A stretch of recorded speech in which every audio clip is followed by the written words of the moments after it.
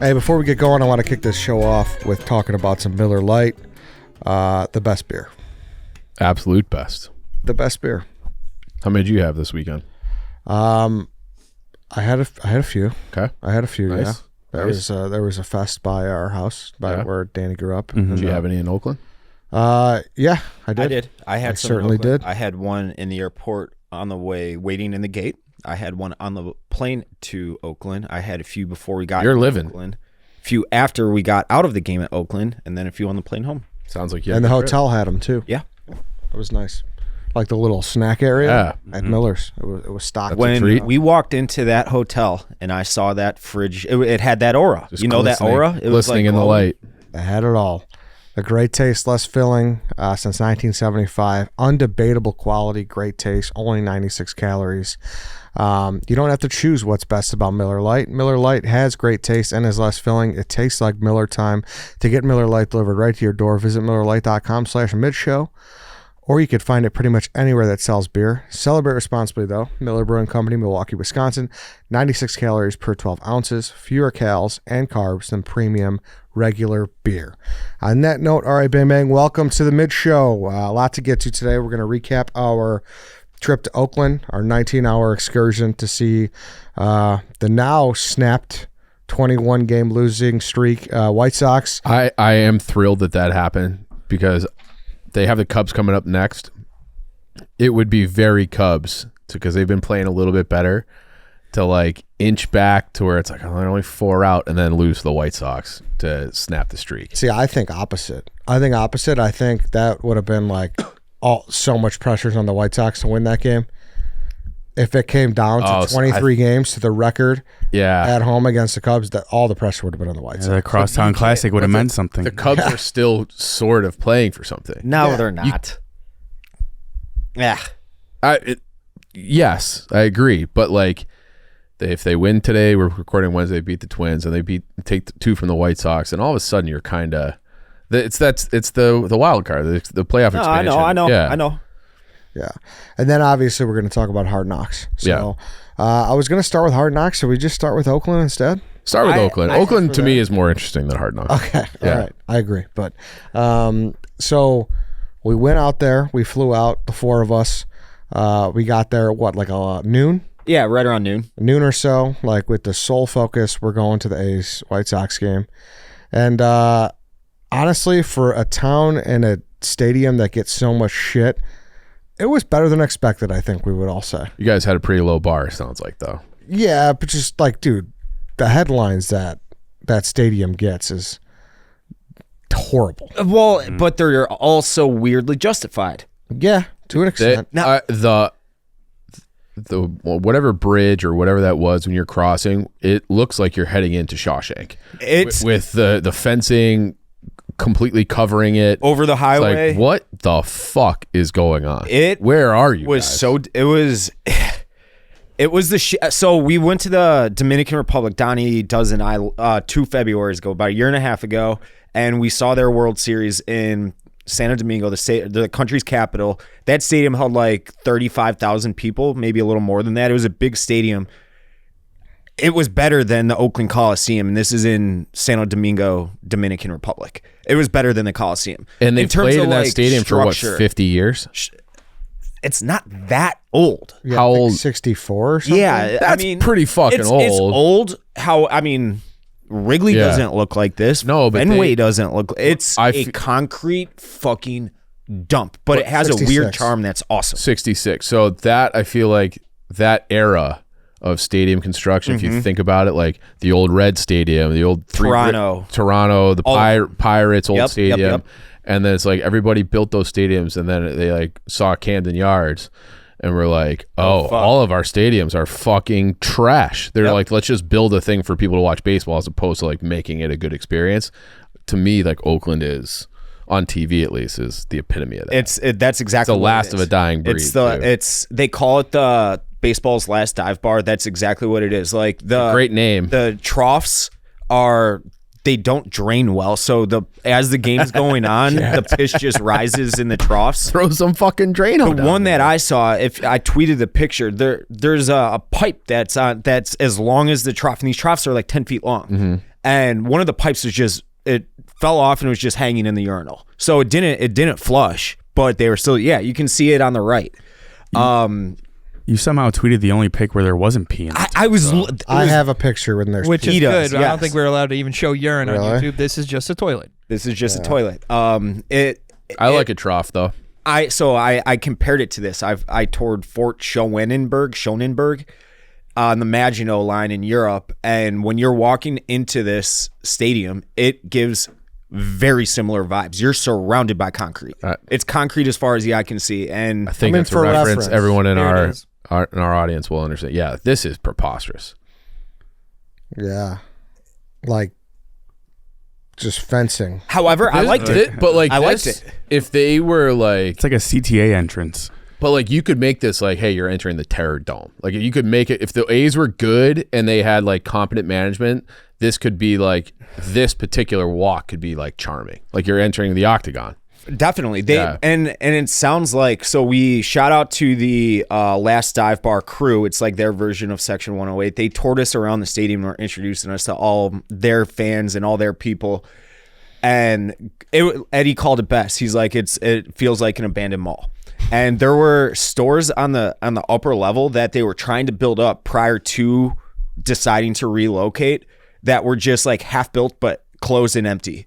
Like the neon signs were like hanging off the like hinges, and it was an eerie. It was very eerie. Did you guys think about stealing any artifacts? Because I feel like I was watching the old the Browns 30 for 30, where like the last day people were just like ripping seats out of the concrete. I feel like you could just like steal things from there. So that's what this fan group is doing. They have all the ins with, because everybody the employees all hate the ownership group. Sure, they're going to be out of a job. Yeah, they're all out of work. It's 552 employees. They had it to the exact amount of employees that are losing work because of this. So they're all on like sell the team. They're all letting people in with all the banners and shit. Yeah. They are fully anti John Fisher too. And people were walking in with fucking donuts. They said you could walk in with coolers, and it's just a free for all. And I as shitty as it was, I loved every single second of it. Every single second. You love a dive bar. Exactly. Yeah. It was great. Well, to peel it back too, like I assume that's what's going to happen on the last game. Like they're all going to be stealing seats and shit. Yes. Like it wasn't our spot to take shit. And what am I? If you went into one of those abandoned mall stores and were like, I'm taking this whatever's there, that would have been cool. You could have hung it right behind you got all kinds of knickknacks up. Yeah, no, you're right, but I get you. You got to carry it on and all that. So that was like the abandonedness, and like Danny said too, it was like a Six Flags. Like it was like, because you go through and all these concession stands are just closed. It's got the shed door drilled shut, and you're walking, and we're the only people on a concourse. I'm not kidding you. We have video footage that you guys need to see it tomorrow in our 773 vlog. That is just something that is hard to like grasp. Yeah, you walked into one of those bars, and there was like 3 people getting a drink. You know, like with imagine more bartenders than people. Yeah, like imagine going into like that right field bar at or the 1914 club. Yeah. And it's just like 3 people. That's it. Ghost town. Because I the only thing I could kind of in my head compare it to, which is not even a great comparison, but when the Hawks were like really dead, and you go to the United Center and you could like hear people across, you can hear the coach whistling, like calling changes. Like it was like there were days where you'd see the United Center for Hockey was holding, I think, 22,000 at that point, and there would be like 6,000 people in there. This is like less numbers in a way bigger size. 55,000 it holds still. I mean, they tarp the upper deck, but and the guys we were with, they said they estimated that game there was 2,500 to 4,000 people. That sounds about right. Do they announce the attendance? No. Well, it's seats paid for, so it's way higher than the actual amount of people there, Yeah. But there, to exact that point, there's this place in the left field. It's like where the fundamentals deck is at Sox Park. They call it the Treehouse, and it looks like this place would have been incredible. And it's free to get in there. You don't need a ticket. It's standing room only. So, and it's inside. It looks like you're in the Kalahari in the Wisconsin Dells. It's like a log cabin type deal, and it's super cool, dead as can be. And when we were there, one of the guys we were with, the A's fans, he yelled literally to left center field. He's like, hey, Johnny, I got some guys I want you to meet. They were having a full conversation from like the left field line to left center field, probably 200 feet away from each other. Yeah, like a full-on conversation. It was crazy. Danny, anything? You haven't said much yet, but the stadium was concrete for weeks. Once it shuts down, you're gonna find like skateboarders in there. Yeah, like using it as an abandoned in-ground pool. The tubs, picture like a horror movie tub, except blood in the water is just piss, and it was very dehydrated piss too. That was alarming. Yes, it was. Yeah. It was like brown. It was brown pee. It's probably been sitting there a while too. But here's the thing too, though. I will say this: like, yeah, structurally it was ugly. The concourses were ugly. It was very old and outdated. But once you get into the field of play, the sight lines were good, and it was a really nice place to watch a ball game. I agree. It felt like in grade school or something, your teacher dragging you on a field trip, convincing you like, oh, this is going to be very educational and fun. Like, we're going to go to Abe Lincoln's house. That was how I felt all Monday with Eddie being like, we're going to Oakland for the Coliseum. This is Eddie's dream, though. Like, how many dog walks did we do about abandoned Six Flags, abandoned malls, all that kind of shit? Yeah, this was the New Orleans Six Flags. Abandoned baseball. I want to know how many people hit the Trop and the Coliseum in the same year. Only an A's and Rays fan. It's got to be only those people, right? But how many A's fans are traveling to? It might just be Eddie that has been to both this year. That's not like an employee of the teams. Probably. Other observations, like Dave said, the fact that they let these people bring whatever they want into the stadium is mind-boggling. And I knew for a while, like I had a friend who would get heroes and bring heroes every time into Wrigley.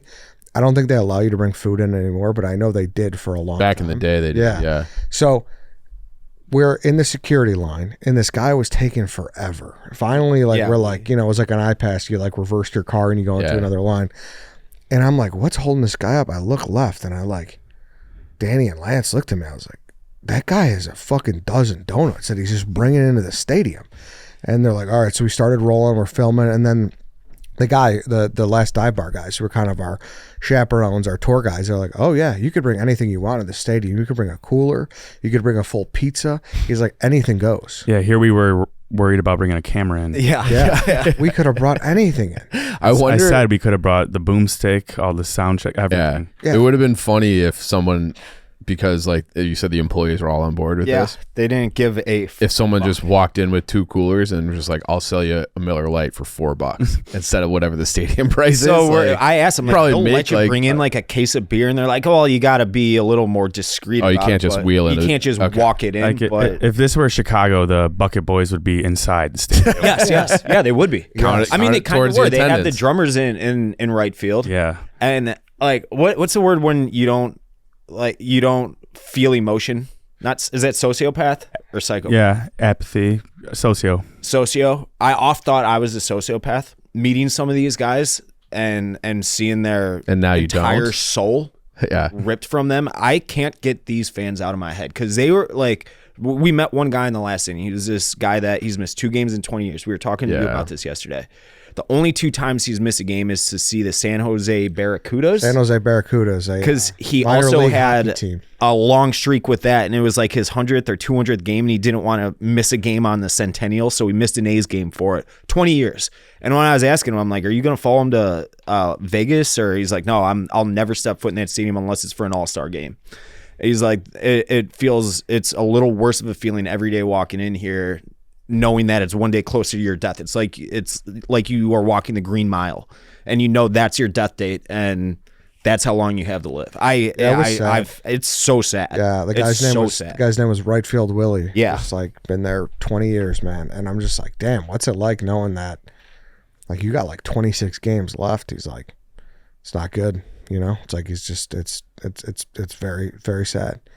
So it is sad. Because it is like baseball and sports fandom in general is like a generational thing, and it's like it's you got it from your dad. You're gonna give it to your kid, and then it's just like it's the end of the line, and it's the A's are dead, and it's it's been a long time now, but they were in my head when I was in high school, they were cool. Like, the A's were cool for a long time. They had like fun, like Johnny Damon and the Giambis, Barry Zito, Tejada, Mulder, Hudson. Like they were Inzringhausen. They in the early 2000s, like they were because the Yankees, that was like the peak of their evil empire, and it was like the A's were like the anti, and like they were figuring out a way to do it, and they were fun and cool, and I always loved their uniforms too. I think they have like, I think I might have drafted them. Those Kelly Greens are sweet. They're sweet, yeah, and and they had good history. They won multiple World Series in the 70s. Yeah. So and they've got 3 teams ripped from them in like the last 5 years. They had the Warriors too. Yeah, they moved across the bay and they hate San Francisco and Oakland. Yeah, it's like how White Sox fans are too. Yeah, the city of Oakland. Yeah. 3 teams. I guess that never. I was trying to think of who the third. Oracle's right next to. Yeah, share a parking lot. Yeah. It makes. I get what you're saying. I don't know. Like I knew they had moved, but I like forgot. I guess. Yeah. But that to me is like it's little brother syndrome. Yeah, for sure. But I get it. How long does it take to get from Oakland to San Francisco? Like if you wanted to go to a Warriors game, that airport, we landed middle of the day, and it took us 30 minutes to get from San Francisco to Oakland. Like if that, it wasn't bad at all. Yeah, it wasn't bad at all. And I sent this to Lance too. Like the proposed stadium. Can you imagine if they got this done with all that like weird green space? It's on the waterfront. Looks like apartment buildings or a hotel in the background there attached. So that would have been the other thing so fucking cool. I think it was a professional soccer team. So John Fisher owned half of the Coliseum, and to the difference in what it was going to be to build that stadium there. And of course, I'm sure there's 2 sides to the story, but apparently the city of Oakland and John Fisher, their group, it was a $36 million difference that they couldn't agree upon to build that stadium, and that's why they decided to move. John Fisher just sold his share of the Coliseum for like $40 million or something. So there it is right there. And like I guess that everything about that stadium was perfectly feasible. Just John Fisher was like absolutely fucking not in Oakland because he's a San Francisco guy. So it could have been sweet. Man, it's sad. It's really sad. Yeah. I feel for Oakland A's fans. Yeah, it's truly something that I'm very happy we did. Yes. Because like you just can't replicate that. Like it's definitely going to be like a sports memory, because just seeing these fans, like knowing that their town's like being ripped down, like that's what it was like. It was like, hey, we're bringing out it was like the Goonies. We're bringing out the bulldozers. We're building a golf course, you know, pave paradise and put up a parking lot. Yeah, this is also one of those like meatball things in my brain where I don't consider you a real city if you don't have a major pro sports team. So now like Oakland is just like, that's the other thing. Like I had my predisposition about the city of Oakland. I've never stepped foot in California until yesterday or the day before, and Oakland was shockingly clean. I was stunned. I didn't see that is stunning. I mean, there was graffiti everywhere. I don't know if I would say clean. Yeah, I wouldn't say clean at all. I said shockingly clean. I'd that still doesn't say mean it was it's dirty, clean. though. Yeah, I'd say it was dirty, but I expected it to be like San Domingo. It was cleaner than expected. How does it compare to like West Town Chicago? It reminds me of Milwaukee. Okay. I think that's a fair compare. I mean, granted, we only saw a couple blocks of it, and we didn't want to, but yeah, I don't know. It was cleaner than expected for sure, but I wouldn't say shockingly clean. It shocked me how clean it was. I guess. Other than that, I don't know. They broke the streak, Dave, or did we recap anything? So I think in a weird way, this is like part of Jerry Reinsdorf's twisted plan. Like they were so bad all summer that I didn't watch them, and I didn't really need to watch them. There was nothing to talk about. They would just lose 7 of 10 games every 10 days. It got so bad I had to start checking in on them again to see how long it would go. So like, congrats, you suckered me in. You got my attention again for a little bit.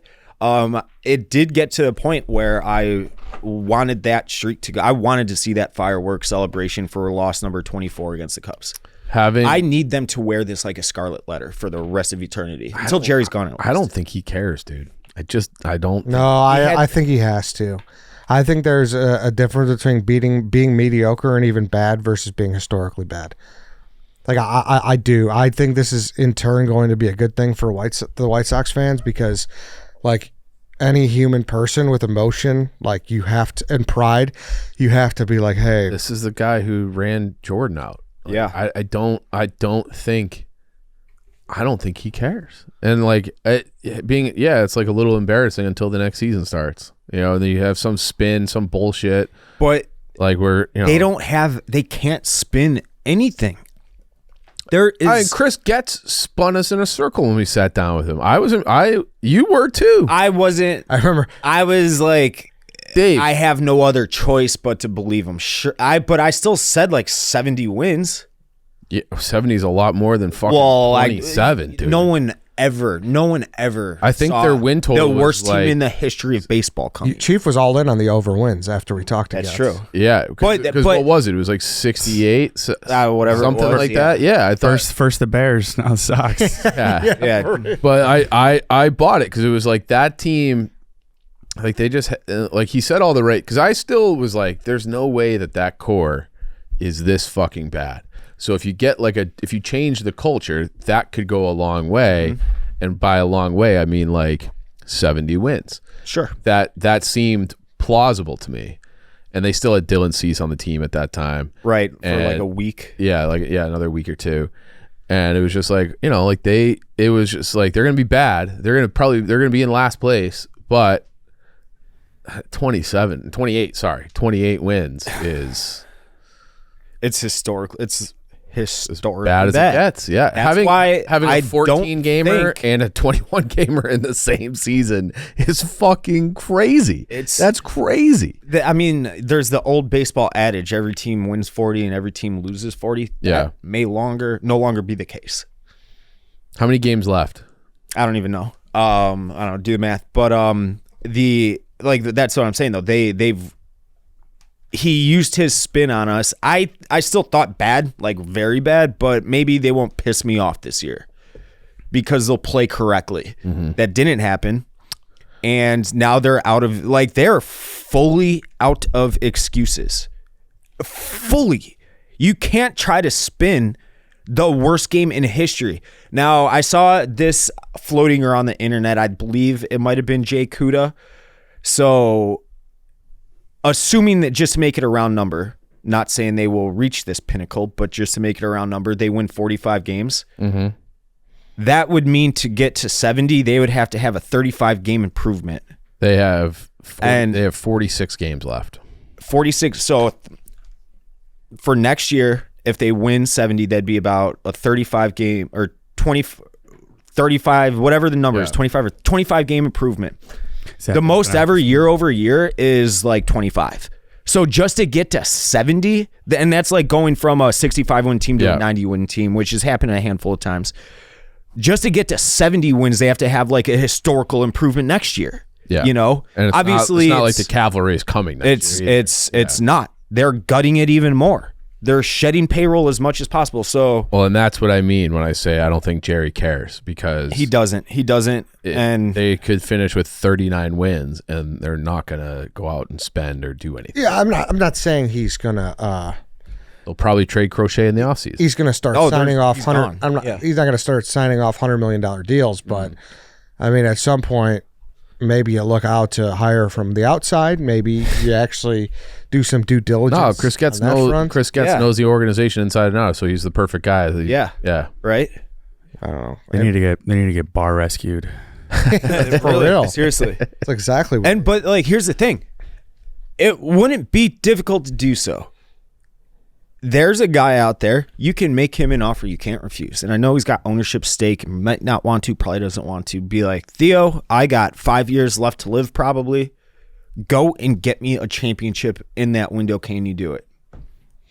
Cut payroll give him $20 million a year. Cut payroll $20 million and give Theo that extra $20 million. Do you think Theo could make this a playoff team in that time?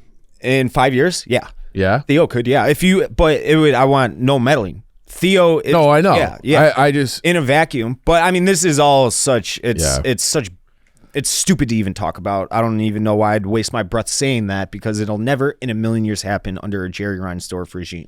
So there, like I said, 46 games left. According to the Tankathon, they have the 13th hardest schedule remaining. 40. So I'm saying they'll go. So it's a 13 and 33. The remaining record of the teams that are playing are a tick over 500. They'll go 13 and 33. I'm saying. So what would that put them at? 40 wins on the dot. That would get them at 41. 40 and 122. They have 28, so 13 would be 41 wins. 41 and 121. So that would not be a record. Yeah. So do you want the record? Yeah. Oh, I want them to have to wear this. But it's to your point. You should. They need to got to be selling banners and T-shirts. If they lose 110 games, no one really remembers that. No, but that's when you just flip the page in the next season. But I remember that Tigers team. Everybody does. Yeah. Everybody does. A casual baseball fan remembers that 03 Tigers team. Mm-hmm. But here's where I say there has to be a fraction of pride or a fraction of care from Jerry, because a lot of people have called the White Sox a poverty franchise before. They truly are now. Yeah. They truly are now. They are on that. Just being there in Oakland, they were on the same level as a team that is going to be gone in 25 days. Yeah. They are actively. So Oakland, they close this stadium. They close all the entrances to the stadium, aside from one little hidden entrance that they don't advertise because they don't want fans coming into the stadium after first pitch. They are actively trying to and they are on run the this same team level. They are worse as a ball club this year than them. By 20-something games. Yeah. That's the only reason why I say there is some possibility that you have to look in the mirror and be like, hey, we can't be this bad.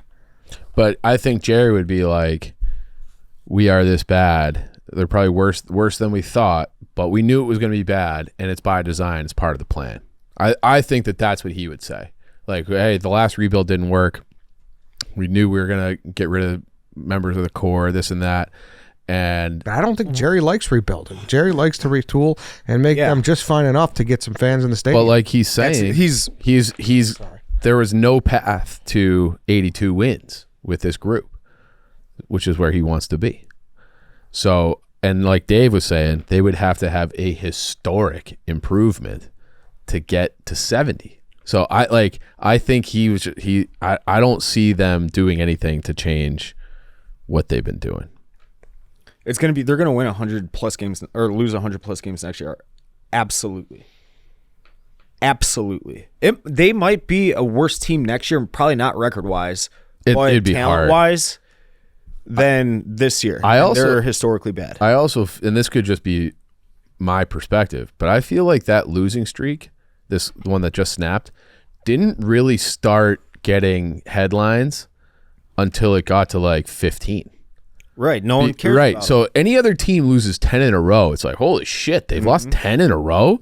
The White Sox is no one even thought to even tweet or write about it until it got beyond their other worst losing. The 15th loss was doing the double eye emoji for a no-hitter. Everyone's like, oh, okay, now we're talking. Yeah.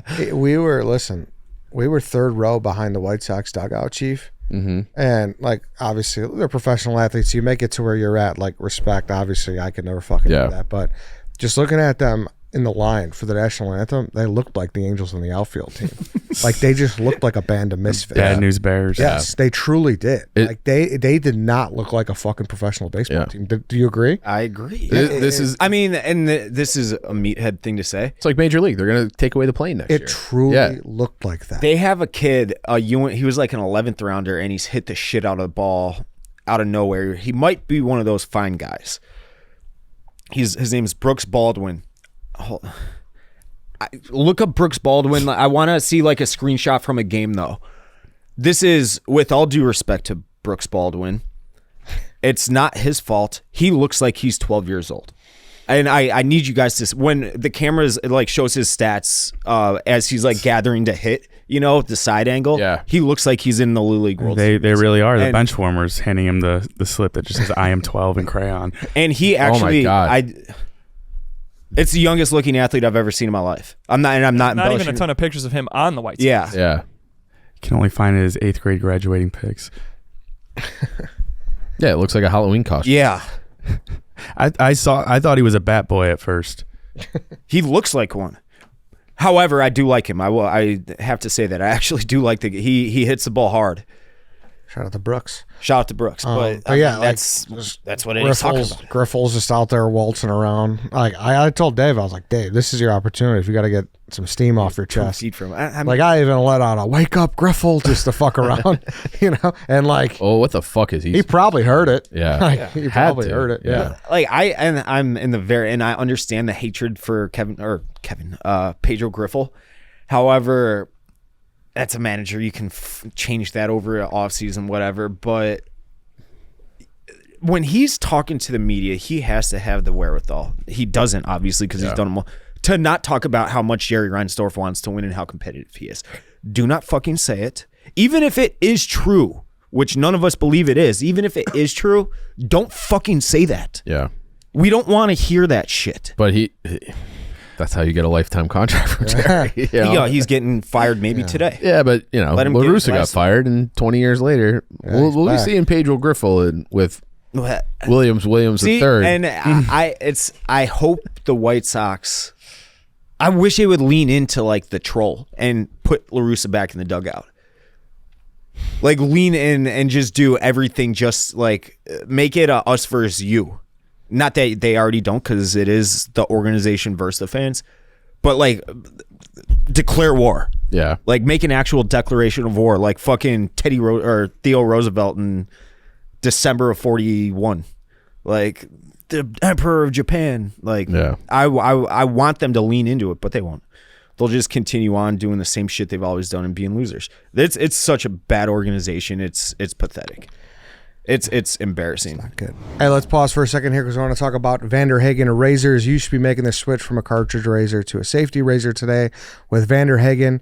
White Sox, they've just stepped out. He needs a little Vander Hagen in his life. He could clean it up a little bit. I also just had a thought since we're going through bears this, bears that. I want you to set a win total line, and then if it's under, I will shave all of my face except for the mustache, and it's over. You have to do the same thing. Okay? Because we'll talk. I think that's a good idea, and that's a big bet, because last time I shaved my face, it really highlighted my health crisis. So there's a lot on the line with that. All right, we'll chat it out. Okay. Listen, safety razors allow you to get a closer, more comfortable shave. The use of one-blade razors help prevent nicks and cuts while making your skin feel smoother than ever. The best part, these blades cost as little as $1 a piece and last anywhere from 3 to 5 shaves. This will save you thousands of dollars over the years compared to the cost of cartridge razors. The blades are also ice-tempered, stainless steel blades from Germany that are sharp enough to give you the perfect shave. The handle is also made to last a lifetime, so the only reoccurring purchase you will have is for the blades. Check out your local Target and Rite Aid to get yourself a Vander Hagen safety razor today. All right, let's get back into it. Should we roll it into Hard Knocks now? Yeah. I think it's time. Let's roll. It's time. Yeah. All right. Interested to hear what you guys have to say. I'll pass the buck to you guys first. I thought it was all right. So highlights for me: the Michael Jordan Bulls intro for Caleb Williams gave me some chills. I thought that was sweet. I think that's it. Yeah. Yeah, it was about as average as it could possibly be. Well, and I do think it's probably better if you're a neutral fan than us, because like we already know everything that they highlighted. We already know about Simone Biles. We already know about Eberflus and his new beard and whatever. He does look hot comparatively.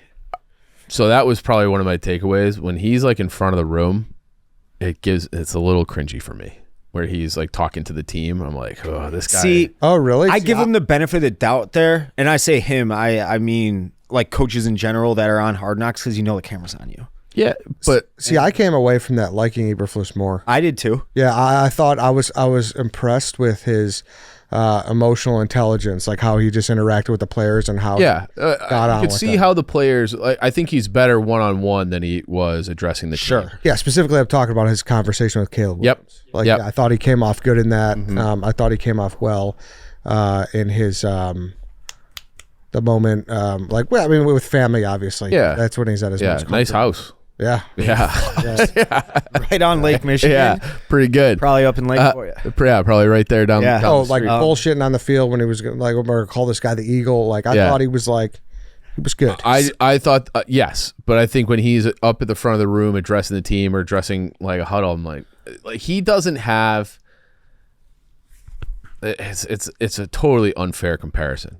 Saban has a gravitas. Yes. Yeah. And so Saban obviously highlighted that. Saban very being like, you were one of these players that did everything the right way. Like I was like, oh, okay, like that's somewhat insightful. Probably was. Yeah.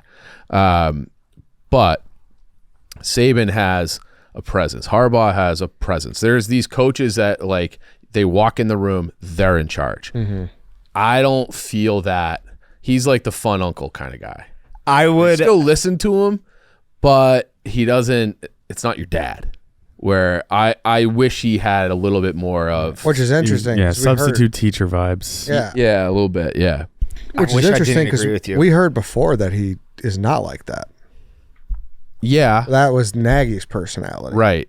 Where he would like just let him finish. Yeah, just finish making them right. He's more detail oriented. That he would stop like Eberflus would stop the food fight and be like, "Hey, fucking clean it up now," or Nagy would be like, "Yeah, just finish it up, guys. Just throw it out after." No, for sure. That is so. I can't remember who told us it, but that is like he will stop practice and be like, "Hey, you got that rep wrong." Yeah, and we're gonna talk about it. We're gonna fix it right now. Which great.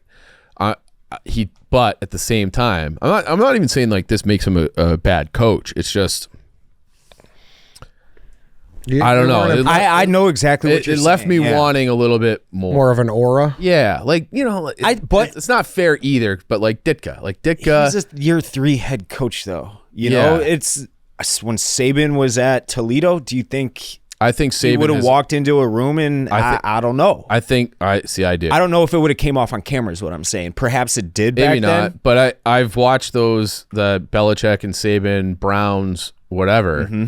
And when you see Saban in the meetings, and it's like, and again, it is biased because you've seen him. By the time that came out, you saw him win all these championships. Right. But I do think Saban has always been Saban, which is why he went from Toledo to the defensive coordinator to head coach of Michigan State, won at Michigan State by Michigan State standards, national championship immediately at LSU, and then I think he's always certain guys have it for sure. That's true. He doesn't strike me as like that, but are you saying you got Jeff Fisher vibes from him? I don't think that's a bad thing, but I think it's an apt comparison. Yeah, and I like Jeff Fisher too, and I would still.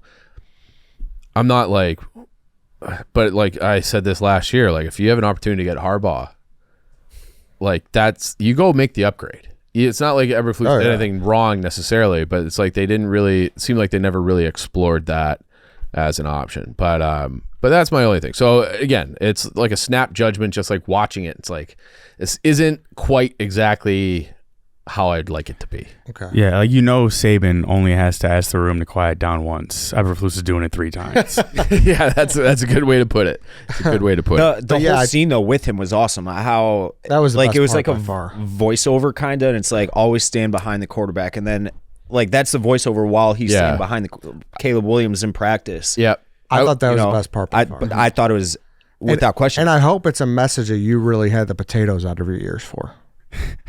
What message? Because I thought of you right away about the expectations on Caleb Williams. Yeah. Because you have it like higher than ever. You think that's not true. Yeah, you think he's going to step in there this year and going to win 12 games, like for sure. I never said that. I said you keep saying repeatedly they're going to be good. No, don't say maybe. They're going to be good. They're going to be good. Don't say maybe. But two things can be true at the same time? Yeah, you could like that defense. They won 7 games with Justin Fields. You need a good quarterback to win fucking. Obviously, I think he's going to be good. Yeah. I'm not saying that he's going to have a CJ Stroud year, or I think that it's going to, like, within the first few games, I think it's going to be very obvious that they upgraded immensely at the quarterback position. Moving the ball downfield through the air, that is. I was surprised how hands-on he was with Caleb, too, where, he's made his bones on defense as a player, defensive coordinator, and then he had that little clip where he's like, Saban... Saban's like, Saban said he always stood right behind the quarterback. And then even on technique. Yeah, about his back foot. And shit. Back foot, that interested me too. Close the hips, like all that. I'm like, like that's interesting. So now my thought with that was he coaching him just to say, hey, I'm the coach, like do this, or was it sincere? I think it was sincere. Caleb seemed to respond well to that in the moment too. He seemed to like. Caleb came off great, I thought, in the entire episode. Yeah. Yeah, he was almost boring, which is what you kind of it's like That's not a bad thing. no, not a bad thing at all. Yeah, not a bad thing at all. Everybody did though. Yeah, it was. So- there was not. I wanted to we were so excited for this. I wanted to fucking be like, this is the best thing ever. This is Bears porn. We did not get that. No. it started off great. Started off so strong. The Blues Brothers song, Yeah. the shot on the lake or Chicago River, and it was awesome. Yep. Even like the little montage with Cole at Wrigley. Yep. Like there Were was. you disappointed that you weren't in it? Yeah, but it was like the first thing of the. Yeah. it was like a holy fuck, is this about to happen? Yeah. And then I was like, ah, shit. Yeah. Whatever. But that's I would've not been why. pissed. That's not why. I mean, yeah, that scene had nothing. Yeah. I think I could have added a little bit to that scene, but regardless.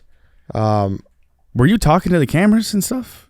So they were filming. So like, if you see that shot where he's talking like the Cubs VP, like I walk up like right behind the dugout, and Cole walks up to me, and he's like, we're talking through the net, yeah.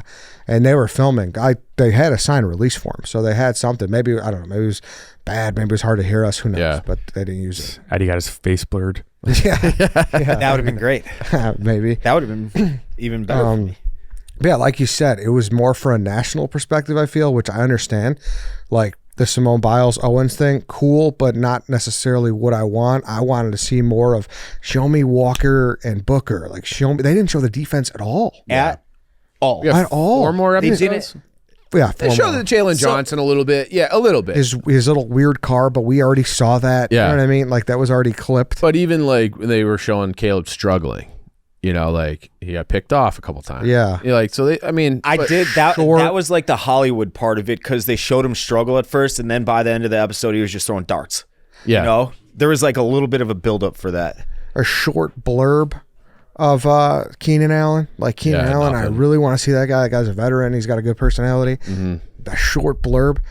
And the position battle that they chose to focus on was Brett Rippon versus Reed. Yeah, the backup quarterbacks. What? Yeah. I can promise That's you. for the third quarter. Yeah. Yes. Which you might end up cutting both of them. They probably are. The interesting battle would be Bajent versus Rippon because Rippon played great in the Hall of Fame game. This, like, I'm sorry. With all due respect to Reed, not even Bears fans care about that battle. I forgot that he. Yes. Yeah. That fucking threw me for a loop. That whole last 10, 15 minutes. No word on Hester, Mongo, or Pepper. Like, it was... Maybe that's the next episode. Man, I don't know, but that was the Hall of Yeah, Fame game. yeah. It left a lot to be desired of mine. I don't know. Wasn't We a- need to get Fasoli and Corey and those guys on the crew. Yeah, Turn that over. And there also is an aspect. And Lance, of course. Yeah, that's fucked up. There also is an aspect where, like, maybe the format is truly getting stale. And a lot of people have been saying that. It's the same thing. Like, we've seen the rookies go up there and sing for, Yeah. however many seasons they do it. Maybe the format is getting stale. Maybe that's it. I don't know. But there was certainly not as much. I think it's more, yes, like it checked all the boxes that they check every year. But like it's been the first couple weeks of camp. So I would assume that when they play a real preseason game with, where Caleb gets reps or I think that there's got to be more to come. Yeah, like there's 4 more episodes. Yeah. We're going hard on, the first 50 minutes. And it's tough because it's all the off-season storylines, which we are immersed in doing this job and living in this market that we know all this stuff. Like Eberflus said, he got that haircut a long time ago. It was like April. It was before the draft. Yes, Yeah. exactly. It was like February because he was at the Milwaukee Bucks game with LaFleur, was it? Yeah, it was around there. Yeah, it was winter. Yeah. Yeah. I don't know. That's my. However, it's a great Tuesday night fix. Yeah, but for what I we know. thought Yeah. we were getting versus what we got. I guess could I not wait think for we it. still might get. Yeah. Yeah. We'll see. Yeah. There's still a lot to go. I don't know. Lance, you're like the most positive person I know. And you're a big Bears fan. Did you enjoy it? Yeah, I actually agree a lot. I felt like there was a lot left to be desired. Maybe my expectations were too high. I did come in thinking that, oh my God, I'm going to be so excited and be so pumped up. I'm going to see something I hadn't seen, which not really. I think something that was cool in there that we haven't touched on yet is when DJ Moore's reaction to his giant contract. He got the biggest contract in Bears history, and then he just shows back up to practice like, I'm here, I'm ready to ball. So I thought that was cool. Yeah, I don't know. I was hoping the quarterback positional battle, I feel like, is not something to highlight. I would have much rather seen something on the offensive line or the defensive line. I think those are the places that we know our team might be the worst. So I would like to focus on that. Like Austin Booker, like he could maybe break into the spot. You know, who's going to play defensive tackle? Is Jervon Dexter? He slimmed down. You know, that stuff. Like our O-line's injured. You know, I would like to see that a lot more. So I also would have loved, and this is more like NFL Films or that old Edge NFL matchup show. Put me in the special teams room. Like how these guys are preparing for, like, no one's played this kickoff rule before. Like I don't even know the rules yet. Right. Well, yeah, they're confusing because they went through them on the broadcast like in detail, but like that would have been like if you have Eberflus in with like the special teams. All right, what if we do this? Like you're like everyone's trying to like crack some code. Like that to me would have been much cooler than what I saw. Yeah, and also like if we're talking about like funny moments, obviously the Canadian Eagle. Yeah. But his character arc's already kind of done. It's done, yeah. He's out. Yeah. And then go get that healthcare up north. And then I enjoyed like getting to know the guys, and that's one of the best part about it. Yeah. Was them talking about having the same birthday as Kanye and OJ. Like that was like, all right, like let's at least work that in there more. Yeah. There was just, it was a weird mix of not having like really any of the aspects you want. Do you think that this is a boring team personality wise? And do you think the HBO people filmed it were like, what are we gonna do? That's kind of what I was thinking, not gonna lie. Because we just might not have the juice that we need. I don't think the Bears have a lot of rah-rah in them, and I think the rah-rah would have really pumped us up. I don't think Eberflus, like to Chief's point, he's just kind of going up there as like a little bit of stoic. You know, he's just like, build good habits, you'll be good. You know, if he was a little bit more like Dan Campbell, it would be a lot more exciting. Correct. And then if you look at like this, they didn't show Swift at all that I saw, but True. If you think of like their skill position guys, DJ Moore is not like a boisterous, like he plays hard, he plays nasty, I love him, but like he's not like doesn't have that diva receiver. Yeah, same thing with Rome. It's just like seems like a really great kid. Cole, great guy. You know, Keenan Allen, family guy. You know, older veteran. Like they might just this might just be that. This might just be this team. And if you think about that old, like the 2018 Bears, like Eddie Jackson, for all his flaws, he had a spark to him, and Tariq Cohen had some spark to him. Like this team, like Edmonds, he's a good player. He doesn't have Edwards. Good, you know. That's maybe something I hope they focus on. We talked about this heading into last year. How they have a ton of like hometown guys. Like, could we do almost like a Bachelor, like, or we're gonna go to like Edmonds or Edwards' hometown, and like just be like, this is what the Bears mean to me. This is a picture. This is this newspaper. This, you know, like I grew up a Bears fan. Here's a picture of me as like a kid in a Urlacher jersey. Like, could they tie in some of that kind of stuff but like I do think that this team lacks like big personality. Yeah, I mean it's not too late for that shit because they film the show week to week. So yeah. Like maybe they're going to hear these gripes and kind of add it in. Yeah. But yeah, it could just be kind of a boring team. Yeah. Which, hey, who cares? I just win, baby. Yeah. That's all I care about. Yeah. That's it. But yeah, and I think like you could see that where the big thing that they made like a giant little scene about was when they did the slip and slide, which was cool, but like, you know, they made a giant thing out of a slip and slide. They might have been like hungry for some content. Yeah, it's like, all right. Have them do a watermelon eating contest. They're sliding. Bat or something. Something I think would be cool, and I'm calling it now. At some point, they might give Keenan Allen a little bit more of his own shine, and what they should do is mention that Caleb Williams is from California, and Keenan Allen just played a lot of his career in California, and give us a sweet Tupac California love montage bringing them in. That would be I like sweet. that. I like that. Awesome. California. One thing I was excited about that we didn't get to see off the top of my head at all was Tory Taylor and the Mates. Obviously, the Mates would have just been awesome and not unexpected, but no Tory Taylor shine at all. I can't believe they focused on that for. Why did they? You got an Australian punter that's vibrant personality. You know, there's your guy if you want to highlight someone. And what's interesting is the guy, when we were signing the release forms, the guy like inadvertently tipped me off. He was like, yeah, like, it's been interesting so far. Like he kind of let me know like there was going to be a bad Caleb Williams montage. Yes, and then like I was like, okay. I was like, all right. So I was kind of prepared for that. So yeah, I don't know. That's That's recapping episode 1. And one other thing that I actually did like was there was one scene where Tyson Bagent was like controlling the huddle. And it was kind of cool seeing him go from year 1 D2, year 2, undrafted rookie. He's a personality. I'd rather focus on him. Yeah, like acting like he just came in his pants after. $25 million signing bonus, but and I like the $20K signing. And bonus. maybe we'll and then maybe we'll, $11K again. We might get more from Bagent, but like his story is interesting to me. His dad, yeah, he undrafted guy, right? Undrafted, yeah, comes in. Wins the backup job, wins 2 NFL games. You know where he went to college? I can't remember off the top of my head. Sacred Heart Unit. Yeah. No, Shepherd, yeah, you're right. It was Shepherd. Shepherd. So like that to me, it's like, all right, like you were here, you were the backup. Now you're in year 2, and they, you're the keys. Yeah. Yeah, and it's like you're back of the bus again, and he is so like cocky and arrogant that I wonder if he's. Wants to fucking rip it and show out a little bit. Yeah. So I'm excited for everything moving forward for the Bears. I'm ready for. And I never said 12 wins. That's insane. That you have been saying they're going to be good definitively. Definitively, you've been saying. I have hedged that with injuries. Yeah, but aside. Still, you said definitively they're going to be good.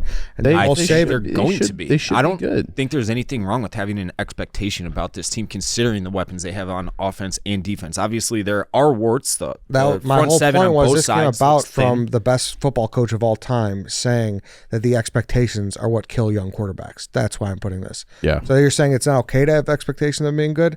That's my point. Yeah. And all I've said this whole time is all I care about is his progression and how he looks. Do you agree with that, though? What? That expectations are what kill young quarterbacks? Hey, listen, Nick Saban knows a lot more about fucking football than I do. So I will. That doesn't mean he's infallible, though, and I have a right to disagree with him, though I don't. All right, because he referenced Peyton Manning. He referenced Peyton Manning, and I thought that was insightful. Where Peyton Manning, as much, probably more hype than Caleb as the number 1 pick coming in. That was even pre-social media, right, long before. Right, and he broke the record, 28 picks. It didn't ruin him because he's Peyton Manning. He had all the expectations. He completely failed as a rookie. It didn't ruin him because he's Peyton Manning. So I think I thought that was more the message. Like, don't get discouraged. Like what he said something like the game, like it's not over until like the scoreboard is over. And it's like, if it's your career, like the scoreboard's never really over. You just keep getting better. And like, that's the perspective. So, it's the type of, and then he went into like, sometimes you just get a guy who's the right kind of guy, like you were, Matt. Like you do everything the right way and you perform well and all that kind of stuff. But it's like, you gotta, I think it's perspective on if Caleb struggles early, everyone just fucking chill out because the tools are there. And that's my point. It's an overreactionary league. The NFL, unlike anything else, someone team looks like they're going to win the Super Bowl one week, and then the next week it's like, oh my God, they should just tank. Yeah.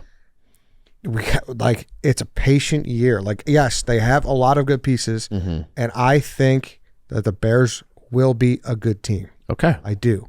But if they're not, I'm not going to be irate about it. I'm not saying that either. There's perspective to it. I think even if they win 7 games this year, like I'll be able to see the nuance compared to last year. Like last year to this year, there's so much that can go right that I think will go right in comparison to last year. I'm trying to put it into words, but this just popped in my head. It's almost kind of reminded me of going into 19, where like Mitch just has to be a little bit better than Mitch was in 18, and this team can do some damage. And then obviously it all fell apart. And it's like, can he just be a little bit better than Justin Fields? And I think the expectation is yes, because Justin Fields was not good. So that's kind of where my head is on that. Like you have so many of these. It's not like the defense closed so strong that it makes me think that, all right, like theoretically, they shouldn't be on the field as much this year. You're gonna have less. You should have less 3-and-outs with all these weapons, and hopefully an improvement in quarterback. And maybe that improvement in quarterback doesn't happen until late October, November. Like, there's gonna be bumps in the road, but like, can you just be good enough to beat fucking Anthony Richardson and the Colts in week 3 and beat Will Levis and even if you're struggling, you're getting your results and you're just building. That's kind of I just think it's hard to get all those guys on the same page. It's basically a lot of new parts on the offensive side of the ball. Yeah. Right? And main being the fucking engine and the transmission is new. Yeah. So I think the first half of the season, there's going to be a learning curve with that. Yeah, and that's my point. And it's a new system for everybody on offense too. Exactly. Yeah. And where it's like, oh, it's a foregone conclusion. No. Don't tell me there's a chance they're not good. They're going to be good for sure. That's where I just get into a little bit of a hesitation mode. That's it. See, I'm not talking record-wise when I say that. My expectation, and I will guarantee this, Caleb Williams will be a better quarterback than Justin Fields. That is a guarantee that I am making. And with the weapons he has around him, my expectation is that the team is good. Now, I'm not saying they're going to win 10-12. What's the over-under? 9? So the DraftKings took 8.5 off the board. So you have to bet it at 9.5. You can bet it at 7.5, or you can bet Vegas it at agrees with me. I 9.5. said 10 wins, and I know I just contradicted myself and said I'm not going to, but like 10 wins is within reason. That's not a crazy statement. I agree. It's not a crazy statement. And my expectation is absolutely that they're hunting for the playoffs this year. So you think, like last year, that was not an expectation. But is 10 wins your expectation? I would say that's my expectation. I would say that's if you think 10-7, you expect them to go 10-7 this year. Yeah, the games aren't played on paper, but you look at this roster, it's not a bad roster. And the defense, you said how new the offense is.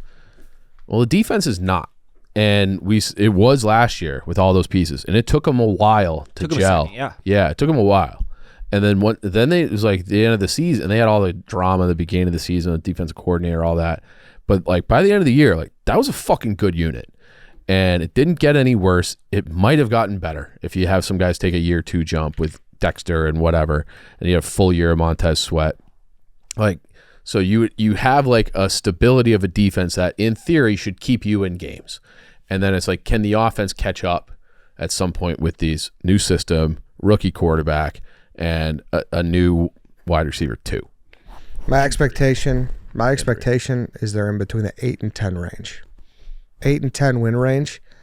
If they go over, obviously I won't be surprised. Yeah. If they go over marginally, if they go over big time, then I'll be surprised. Yeah. Like we get to like 14, like that's obviously be a shock. If they go under 8 to 10, I will be surprised. Yeah. It's going to be a very tough division. Mm-hmm. I don't know if you guys have read the reports, but JJ McCarthy is going to win that job, and he looks fucking phenomenal in camp. Justin Fields going to win his job. It sounds like too. I think Russ is losing his job more than Justin. I don't know. People are blowing Fields right now. Who cares? Yeah.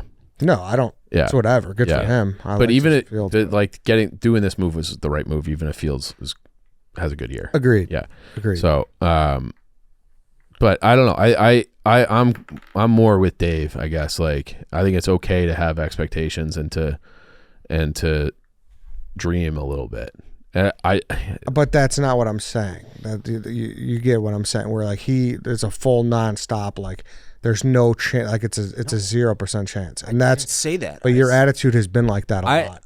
I don't like when I'll be like, oh, what do you think about the Bears? I think they'll be. I don't know. They're going to be good. You have shut me down multiple times saying that. That's my expectations that they're good, but I don't want to put a number on it. Is what I'm saying. I'm using complete and total eyeball test when I say this. I think that this year, all right, after then week 17, I guess that got lost in translation. I will love the direction of this organization. That's my expectation, and I know there are going to be a lot of growing pains with Caleb Williams. And I know there's going to be a lot of them. But so like with Justin Fields, like I thought it was palpably obvious that he was not ever going to be an NFL quality starting quarterback. Yeah, you always said that. It was so obvious to me. Yeah. I think they're gonna be obvious flashes where you're like, holy shit, this kid's got something. This is the thought that just popped in my head. I think there's going to, especially early, there's going to be struggles. Like he's going to throw picks, he's going to miss reads, but I think he's going to make enough athlete plays where it's off platform, it's off script, and it's just like, hey, like he extended the play and then he saw DJ Moore on the opposite side of the field and threw a dart, and like the drive keeps going. And it's like, I think some of his natural ability it's not going to be like Peyton Manning where it's like, if you're not hitting it, we're dead because you're a statue back there. I think that Caleb has some shiftiness. Yeah, he's got some unique ability. People are worried about the O-line, so today, as of 3 hours ago, the walkthroughs this morning were Braxton Jones at left, Tevin Jenkins at right guard, Coleman Shelton at center, Ryan Bates at right guard, and Darnell Wright at right tackle. So that's your starting lineup right there. They're just taking it easy on these guys, obviously. So it's glad to see that. So you're saying Nate Davis is, if healthy, he's not going to win that spot? Well, I mean, but he's not. Well, he might not. But I mean even Eberflus kind of walked back his comment about Nate Davis recently. Because he was like, if he was the one who said something along the lines of, if he's healthy, he's a starter. And then they asked him about it on Tuesday, and he was like, well, you have to be available. Yeah. Like, you got to get rep. So it's like, we'll see, I guess. But like, it's not the 92 Cowboys, right? It's not a perfect team, but like, they're gonna be pretty good. It's gonna be meatball of me, but I think there's a lot going into this week one. Yeah, home against Will Levis. It's not a very good team. To the extent of, obviously, like if they lose, like it's not the end of the world. Right. It's not a must-win week one. No. Yeah. But as far as like, will they make the playoffs? I kind of think this is one you gotta have. Yeah. Like that'll be like if it comes down to the end of the year and it's like, oh, like we're a couple games out. I think, and we lost week one. I'd be like, that's gonna be one where they'd want back. But I think it's hard to do that right now, obviously. But it's like you think back and it's like if Darnell Mooney catches that Hail Mary against the Browns, like they pissed away games last year that could have put them in the playoffs. And I just, and the NFL more than any other league is unpredictable year to year. Mm-hmm. But I think I have a hard time looking at their schedule and their roster and being like, this is a 6-win team. Like that to me just feels same. I don't think no one's saying that. I agree. I guess for people. I have less Eeyores than you about this. You seem a little Eeyore-y to me. I'm not. This is where it's like you say that, but it feels like you guys are overcompensating for the Blackhawks and the White Sox. Maybe I don't know, but how so? They're just horrible. So it's like I need positivity. I'm fine with else. where the Hawks are. Yeah. I'm fine. I'm not. I'm not Eeyore at all. I'm just I eloquently laid it out for 30 minutes. I'm Mr. Notre Dame goes undefeated, right? Yeah. I am more positive about the Bears making the playoffs than Notre Dame. I think that should be worth something. All right. Yeah. Bears play this Saturday versus the Bills, first preseason game. So we'll get to actually maybe. Is it here or over there? So it's looking like Caleb Williams is going to play. It was dependent on the health of the O-line, but we're away. We're at the Bills. Okay. Yeah, I hope he plays. Yeah. I gotta run to film. It'd be fun to see it. All right, then. We'll wrap this up. Thanks, everybody, for listening. Thanks for watching. We will see you guys next week.